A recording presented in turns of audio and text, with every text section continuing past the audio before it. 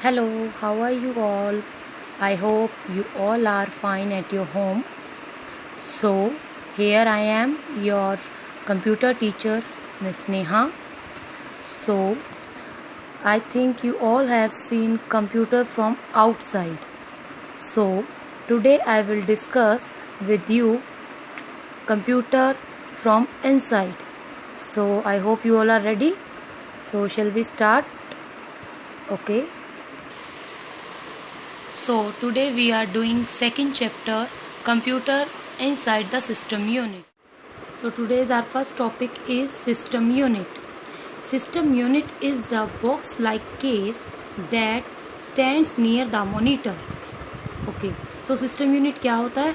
एक बॉक्स की शेप का होता है, लाइक अ बॉक्स, जो कि कहाँ होता है? मॉनिटर के बिल्कुल साथ में होता है, पास में होता है. Okay. Some system units are also placed below the monitor. कुछ सिस्टम यूनिट्स मॉनिटर के नीचे भी होते हैं, कुछ साथ में भी रखे होते हैं, कई बार नीचे भी रखे होते हैं. Okay. System unit is the most important part of the computer system. System unit क्या होता है? सबसे मोस्ट इम्पॉर्टेंट पार्ट होता है किसी भी कंप्यूटर सिस्टम का. It protects the internal electronic components from damage. ये क्या करता है? जो भी हमारे इंटरनल इलेक्ट्रॉनिक कंपोनेंट्स होते हैं उन्हें डैमेज से प्रोटेक्ट करता है. Okay.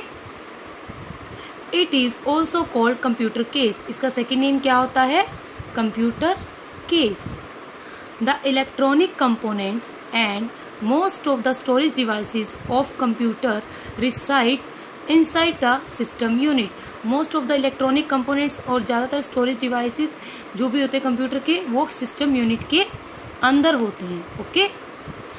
Other devices like keyboard, mouse, monitor, printer, speakers etcetera normally occupy space outside the system unit. Okay. जो हमारा कीबोर्ड होता है वो भी क्या होता है? सिस्टम यूनिट से बाहर होता है. माउस भी सिस्टम यूनिट से बाहर होता है. मॉनिटर, प्रिंटर, स्पीकर, ये सब क्या होते हैं? ये सिस्टम यूनिट के अंदर नहीं होते, ये सब बाहर होते हैं. Okay. Our next topic is components inside the system unit. अब कौन कौन से कंपोनेंट्स हैं सिस्टम यूनिट के जो उसके अंदर होते हैं? Components inside the system unit includes which are motherboard, CPU, memory, disk drive, power supply and ports. Okay, so one by one we will discuss all. First is motherboard. Okay, a motherboard is a large circuit board inside the system unit. System unit के अंदर एक circuit board होता है जो कि जिसे हम क्या बोलते हैं? मदरबोर्ड. जिसे हम क्या बोलते हैं? Motherboard. It is also known as system board और main board. इसे हम और क्या बोल सकते हैं? System board और main board. It holds many electronic components such as the processor and main memory. Processor को हम CPU भी बोलते हैं. सो इसके अंदर क्या होती है? हमारी मेन मेमोरी और CPU. Okay. It also provides connectors for other devices like mouse, keyboard, monitor etcetera. यहाँ पर हम कोई भी जो भी आपका कीबोर्ड है, माउस है, मॉनिटर है, वो सब इस सिस्टम यूनिट से कनेक्ट होते हैं थ्रू वायर्स. और वो वायर से कैसे कनेक्ट होते हैं? Through connectors. किसके थ्रू कनेक्टर्स कनेक्ट होते हैं? कनेक्टर्स. ओके. कनेक्टर्स यानी कि कनेक्टर्स होते हैं, उनमें हम वायर्स को कनेक्ट करते हैं. ओके. तो this is motherboard. Okay. So next topic is CPU. Just like your brain controls each part of your body, the computer also have a brain which controls its each part. Okay, so जैसे हमारी body में क्या होता है? Brain होता है जो हमारी पूरी बॉडी को कंट्रोल करता है. ऐसे ही कंप्यूटर के अंदर कंप्यूटर का ब्रेन क्या है? CPU. कंप्यूटर का ब्रेन क्या है? CPU. CPU की फुल फॉर्म क्या होती है? Central processing unit. So the brain of the computer is called CPU यानी कि central processing unit. CPU's full form is central processing unit. Is that clear? So all devices that are connected to the computer first communicate with the CPU in order to carry out a task. अगर आप computer को कोई भी work दे रहे हैं, for example आपको song सुनने हैं, आपको प्रिंट्स की कमांड, कोई पेपर का प्रिंट आउट लेना है या कोई डॉक्यूमेंट स्कैन करना है, anything, any task given by you to the computer, firstly it goes to CPU। वो सबसे पहले किससे कम्युनिकेट करेगा? CPU। ओके, देन CPU आगे इंस्ट्रक्शंस देगा। CPU is also called processor और माइक्रो प्रोसेसर। CPU को हम और क्या बोल सकते हैं? प्रोसेसर और micro processor. Is that clear? Now speed of CPU। CPU की स्पीड हम कैसे मेजर करते हैं? The speed of CPU is measured in megahertz और गीगाहर्ट्ज। क्लियर?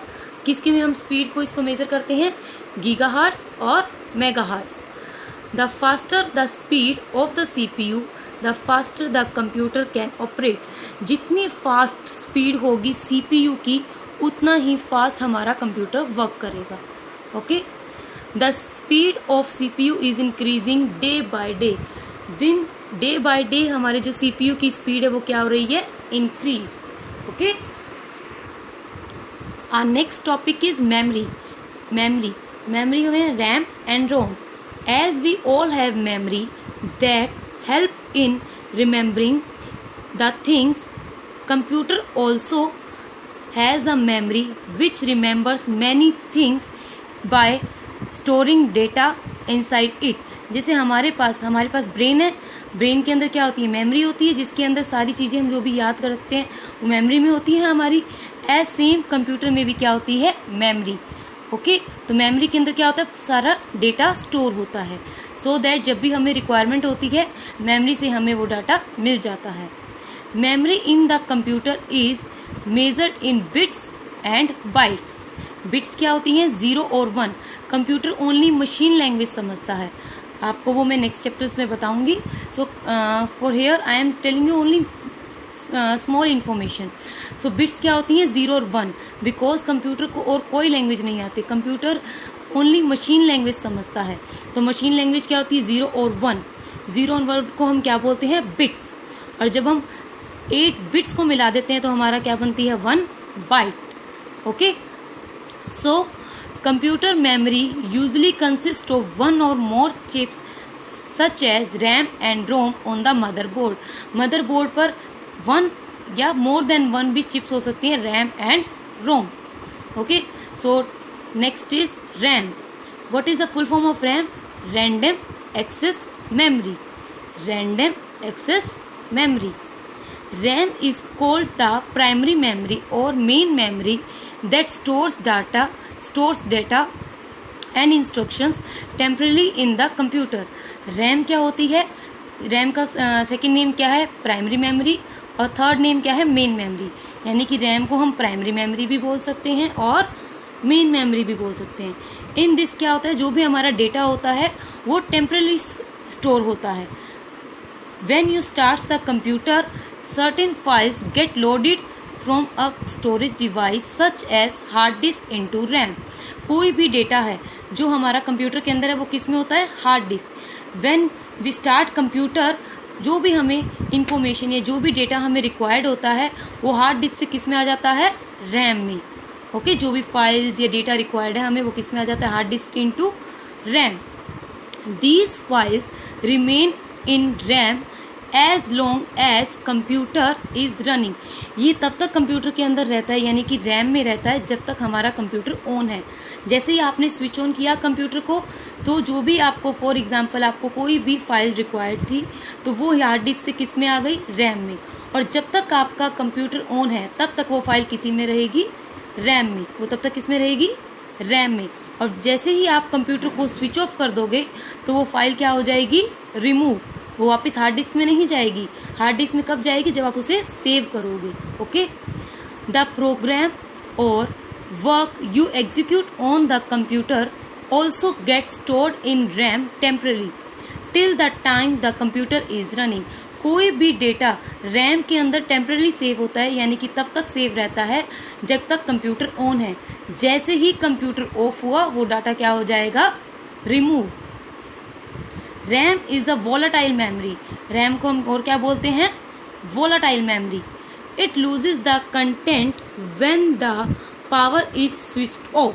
जैसे ही पावर स्विच ऑफ हुई क्या होगा, जो भी कंटेंट था वो क्या हो जाएगा, रिमूव, लॉस्ट हो जाएगा. इसीलिए हम इसे क्या बोलते हैं, वोलाटाइल मेमोरी. यानी कि ये जैसे ही स्विच ऑफ होती है पावर तो जो भी डेटा है वो रिमूव हो जाता है. For this reason you must save all item you may need in the future. जो भी आइटम आपको फ्यूचर में, जो भी फाइल है या कुछ भी आपको फ्यूचर में चाहिए, उसे आपको क्या करना पड़ेगा, सेव. अगर आप सेव करोगे तो वो रैम से सेव होकर कहाँ चला जाएगा, हार्ड डिस्क में. ओके. और जब भी आपको रिक्वायर्ड होगा तो वो हार्ड डिस्क से वापस हम रैम में ला सकते हैं और उसे यूज़ कर सकते हैं. Saving is the process of copying data from RAM to hard disk. Saving का मतलब क्या होता है, हमने उस डेटा की कॉपी कर दी है रैम से हार्ड डिस्क के अंदर. Is that clear?